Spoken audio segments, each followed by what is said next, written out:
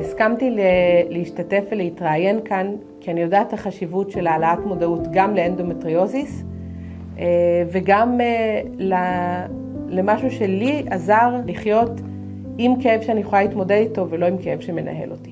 קוראים לי עדי שלמון, אני אם לשני ילדים מירושלים, אני מורה לתולדות האמנות בתיכון, ואני סובלת קרוב ל-20 שנה מאנדומטריוזיס ואדנומיוזיס, מקומות שהגעתי להתעלפויות מרוב כאב, בקושי הצלחתי לעמוד שעות ארוכות, הייתי צריכה לשבת, לא יכולתי לקיים את החיים שלי. סבלתי מכאבים שהפריעו לי גם ביום וגם בלילה. וחברה אמרה לי שאולי כדאי לי לנסות קנאביס. התגובה הראשונה שלי הייתה רתיעה.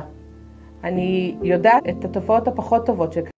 מאז שאני משתמשת במשאף של סייקי-אייר, אני מסוגלת לנהל ימים שלמים בעמידה בלי צורך לשבת או לעצור את היום שלי באמצע, ואני ישנה הרבה יותר טוב בלילה. התנהלות שמאפשרת לי לחיות את החיים שלי עם הכאב ולא שהוא מנהל אותי, בלי ההשפעות הפסיכואקטיביות שיכולות להיגרם משימוש בקנאביס. הוא משאיר אותי מפוקסת ועדיין עונה לי על הכאבים.